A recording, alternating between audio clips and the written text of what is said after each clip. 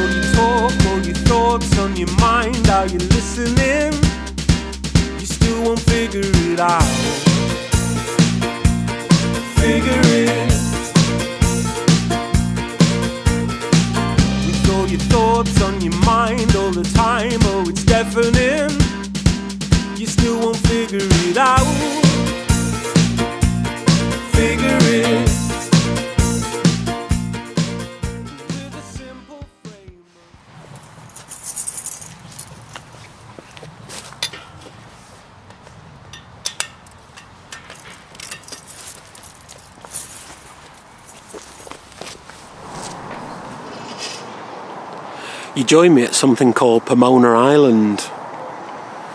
But it's not really an island. It's what you call a man-made peninsula.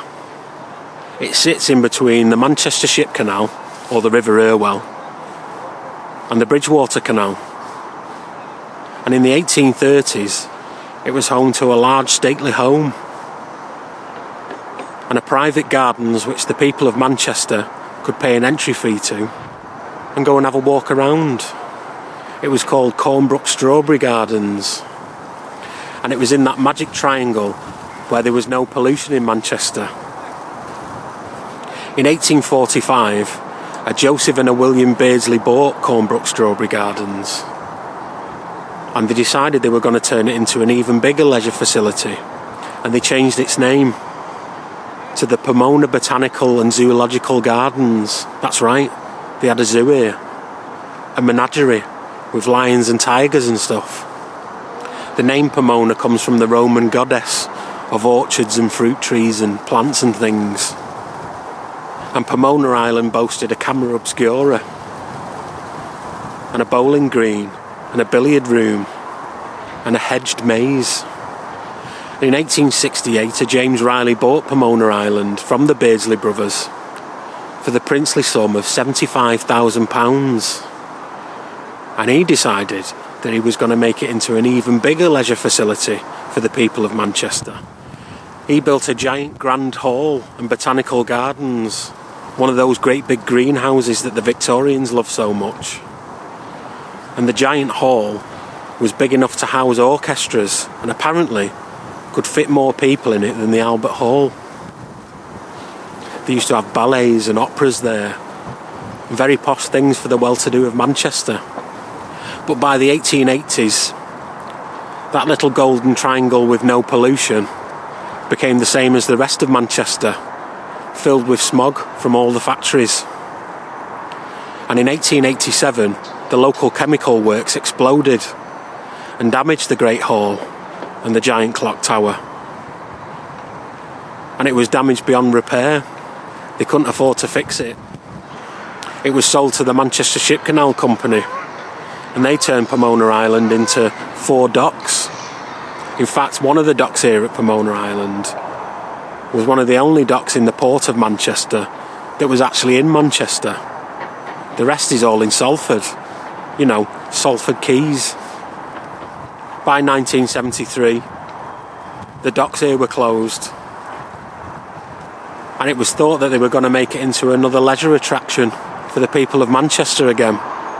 And you can see that they built a promenade, but it never came to be, and it ended up being a patch of wasteland with wildflowers growing on it again. Let's bimble. protest all you like. We both know with goodwill on your side and a little time, you can have just what you like. We both know things could be easy if you just try. You'd be better off this time. Have it your own way if you like. Things could be easy if you just try. I know you heard every word, every line, but you're missing it. Why won't you figure it out? Figure it. Though I talk really loud, if you heard, oh it's deafening, you still won't figure it out. Figure it. But with a simple frame of mind and a little time, you can protest all you like. We both know with goodwill on your side and a little time, you can have just what you like. We both know. And so we reached the Castlefield Viaduct, aka the Great Northern Viaduct, because it takes the railway to the Great Northern Warehouse, which is now a cinema. It was opened in 1894 and it was designed by an M.W.G. Scott. He was the chief engineer for the Cheshire Lines Committee. And the men that built it were Heenan and Frowes. They're famous for building the Blackpool Tower. It's 330 metres long with 8 spans, and each one of these cast iron pillars is 10'6" at the top and 13'6" at the bottom. And it's buried 20 feet into the sandstone that Manchester sits on and cemented in place. So I don't think it's going anywhere. It stands over the Rochdale Canal and the Bridgewater Canal and a little bit of the River Medlock. In fact, it stands just near the confluence between the Medlock and the Irwell. And that's why Manchester started. That's where the Romans built their fort of Mancinium. In fact, in one of the archways underneath these viaducts, in Duke Street car park, there's in fact one of the original sandstone blocks of the Roman fort. And there's also a recreation of the original Roman fort just round the corner that you can have a walk round. It was all built to take the strain off the viaduct next to it and to take trains out of Manchester and to Liverpool on the southern route. And it's a little bit like Spaghetti Junction round here for railway viaducts, because you've got the Southern Viaduct and the Central Viaduct and the Cornbrook Viaduct.